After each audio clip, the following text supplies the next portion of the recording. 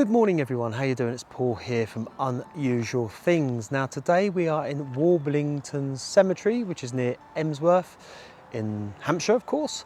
And today we have come to find the final resting place of a young lady who sadly lost her life in the year 2020. Her name is Louise Smith. We will find out a little bit more about her real soon. Now, of course, today this is one for the crime files. It's a true crime one. And as usual, we come here to pay our respects to the person that lost their life, which is young Louise, 16 years old. But of course, we have to tell her story. But as usual, we will not concentrate too much on the perpetrator, the person that did it, but you need to find out information about him, of course, as to how he relates to this case. So I will tell you about all of that real soon, and then we'll go and find her final resting place. Now, if you do like the video today, please give it a thumbs up. If you haven't done so already, please subscribe to the channel. It's a nice autumnal, I should say, October morning, my favourite time of the year. I love it, as long as the rain holds off. And I've got to say a massive welcome to any newcomers. The subscribers have jumped up again a lot recently, so thank you to all the newcomers, and thank you to all the regular viewers that have stuck with me over the past 2 and a bit years. The channel continues to grow, and I'll keep working with you guys. And thank you to the lovely people that put over PayPal donations as well. I've got to say thanks, because you helped me with the fuel, and of course with the coffee that I like to drink whilst I'm out and about on my travels. Now, as you can hear, there's a noisy workman coming this way. But what we'll do is, there was a church there called St Thomas of Becket, and we'll try and get in the church first, and then we're going to have a walk around the grounds, and then of course we'll find the final resting place of young Louise Smith and pay our respects there. Okay, so it says church open, everyone welcome. I don't like walking in when they're having like a mid-coffee morning or something like that, because I always feel like I'm interrupting. But wait, we're going to try. We'll go and see. Let's see if it is a coffee morning. I won't hang around. I just sort of hello, goodbye sort of thing. Yeah. Oh wow.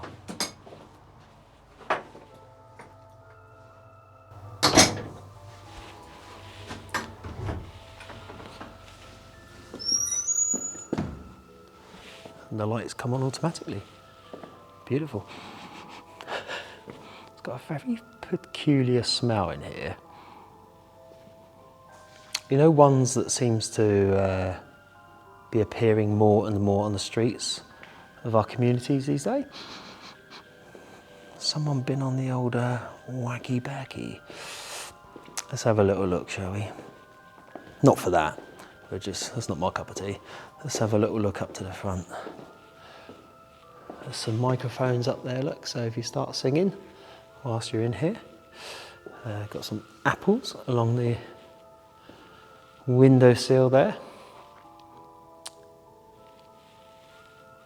Lots of military memorial plaques up there as well.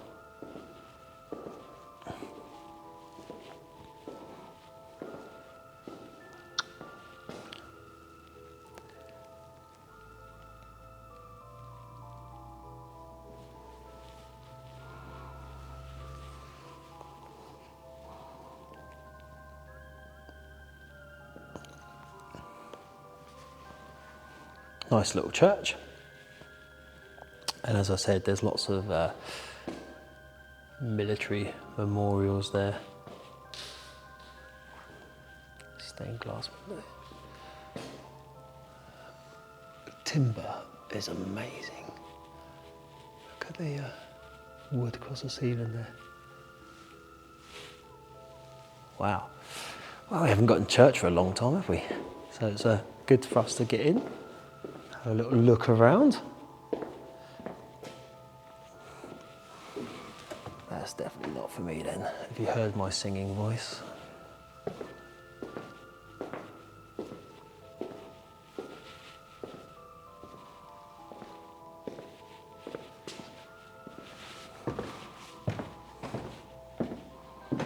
Ooh, what's this?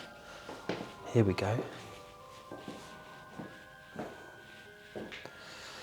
I haven't got my torch with me. Let's see if I can shine my phone light on there.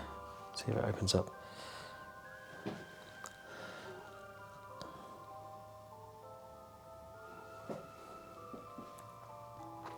Can't really make any sense of that because it looks like it's got lots of scratches all over it as well.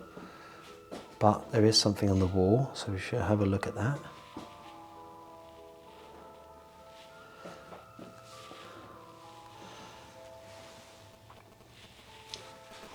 Right, what does it say? That's a bit difficult. This window filled with William Butler Fellows. He was captain in the 3rd Maldra Cavalry, which regiment he joined in the year 1841 and remained in it for more than 20 years. He was on field service in the southern Maratha country from November 1844 to June 1845 and was engaged with the rebels in the Ramgort on the 1st of the 4th, 18th and 29th of January 1845.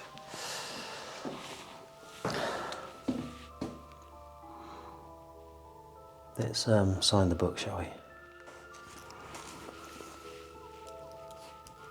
A beautiful church, very welcoming. Paul and Unusual Things family. Yeah, right, let's have a look at that.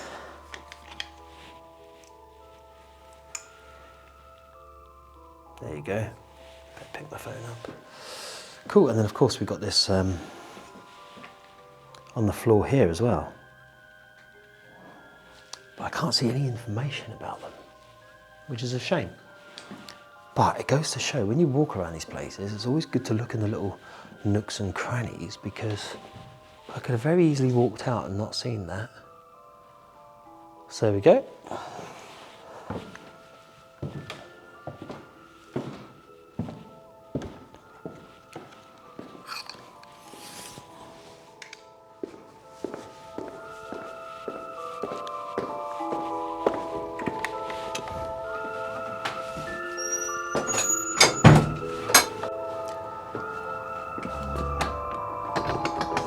So there's a little beautiful church there, Sir Thomas of Becket. So what we're going to do now is go and walk around the cemetery and we're going to go and find the final resting place of Louise Smith. But of course, I will give you all that information as well. It was the 8th of May 2020, a Friday, VE Day. 16-year-old Louise Smith was staying with her aunt, Shaslyn Jane, CJ Mays, and CJ's husband, Shane Mays. Louise's parents, Rebecca Cooper and Bradley Smith, had separated and Louise lived with her mother in the Lee Park area of Havant. After they had an argument in April 2020, she asked if she could stay with CJ and Shane. Things were tense for everyone as it was a difficult time due to the national lockdown because of coronavirus. CJ and Shane lived in a flat in Sombourne Drive, Lee Park, and they agreed that Louise could stay with them for a little while. Louise wanted more independence. Things were going well for Louise with certain aspects of her life. She had a boyfriend, Bradley Kircher, and was training to be a veterinary nurse. She was generally happy and loved caring for animals. Louise also had difficult days. She suffered from anxiety and depression. She was on antidepressant medication and had been assigned a social worker. On some occasions, she even self-harmed. So when Louise did not return to her flat after going out to meet a friend on the 8th of May, everyone who knew her was worried.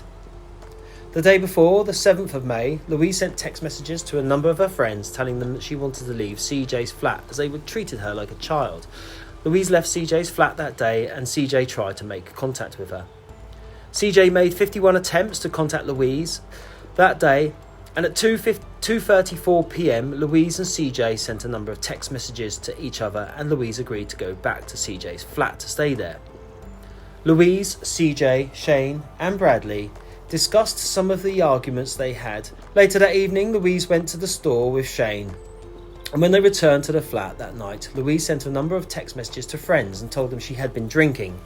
She said that she had drank way too much and that she had passed out. Louise seemed troubled that night and she reached out for help. She called a mental health helpline. The next morning, on the 8th of May, Louise contacted her friends via the app Snapchat. She told them that she had the worst hangover going and was on the phone sending text messages and videos until around 1 p.m. She had arranged to meet Bradley at 3 p.m. that day. Bradley called over to CJ's flat that afternoon to meet Louise, but she wasn't there. CJ was there, but she did not know where Louise was. She called her a number of times, but there was no answer. Shane got home at 4 p.m. and told them he saw Louise earlier that day and walked with her to a skate park in Emsworth, but he did not know where she went after that. She told him that she was meeting a friend there. Louise had a 6 p.m. curfew, and when she still wasn't home by then, they were worried. CJ called police at 6:32 p.m. to report her missing. Shane and Bradley were present when CJ made the call. Police arrived at the flat at 1 a.m. on the 9th of May, and a search for Louise began. Police could not find any trace of Louise, and her phone records revealed she had not been in contact with anyone since 1 p.m. on the 8th of May. Police became suspicious of CJ and Shane changed his account of what happened that day. He told them that he walked with Louise that day to a Tesco food store, but if that had happened, they would have been seen on CCTV footage, and they were not. On the 14th of May, CJ and Shane were arrested on suspicion of kidnapping Louise. 7 days after that, and 13 days after Louise went missing, a discovery was made. Louise's remains were found in an area of Havant Thicket. Louise's remains were found 40 metres from the track in the woodland between two fallen tree trunks. Louise was unrecognisable. She had suffered catastrophic injuries and had been badly beaten, and her body was set on fire. There were multiple injuries to her face, a hole in her stomach. Her body was burnt and defiled. Louise's jaw was dismantled and the bone was detached from her skull. A stick had been inserted into her vagina and pushed up towards her liver. Sticks were found positioned around Louise's remains, and they looked like a bonfire setting. Further investigation led police to release CJ without charge. Shane was rearrested and charged with murder. It was the prosecution's case that Shane had lied to Louise's family, friends and the police. He told them he walked Louise to the skate park in Emsworth, but he in fact went to Havant Thicket with her. They believed his motive for going there that day was a sexual one. He planned to rape Louise, and when she made noise, he savagely beat her to death by repeatedly punching her in the face, causing fatal injuries, and then tried to destroy any evidence that may have been found on her body. It was their case that due to the burnt and decomposed state of Louise's body, it could not be determined which of her multiple injuries caused her death. The prosecutor, James Newton Price QC, told the court a determined attempt had been made to destroy her body, which was so badly burned and damaged by fire as to be unrecognisable. Her body had been subjected to extreme violence and violation, including repeated and heavy blows to her head. It was their case that after Louise was beaten to death, her remains were set on fire and defiled. The jury heard a stick had been inserted into her vagina. That stick had Shane's DNA on it. Louise's blood was found on Shane's shoes. The prosecution admitted one of Louise's Snapchat videos into evidence. The video showed Shane tickling Louise's feet. Her boyfriend, Bradley, testified that Louise told him Shane would flirt with her and pin her down, and she didn't want him to do that. It was the prosecution's case that the night before Louise's death, Shane took her to the store to purchase alcohol and tried to get her drunk, so that he could touch her. It was their case that he sexually was attracted to her. He denied this and claimed she only had an inch of the rum. He said that he was not romantically interested in Louise. The prosecution argued that the horrific wound to Louise's stomach may have been a result of Shane believing that she may be pregnant. The court heard that Louise was not pregnant. So there's all the information on the sad murder of Louise Smith, and what was done to her body is just awful. It's just beyond belief. You just can't imagine, you can't comprehend that a human being could do that to a young girl. It's just crazy. Yeah, it's just so sad. And when I was reading on it, I was like, wow, and this is in my local area as well. So I've found Louise's final resting place, so we will now go and pay our respects to where she is.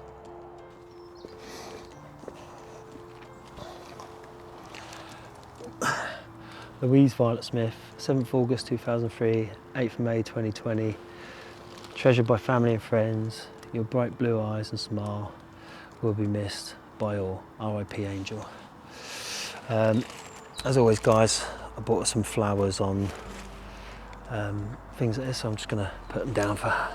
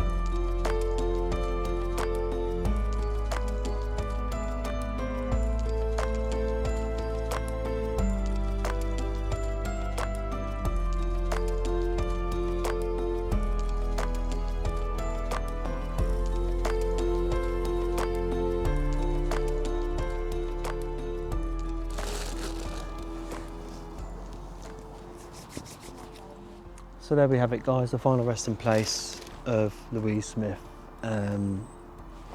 Bless you, Louise. So sorry this happened to you. And the flowers are from all of us, of course.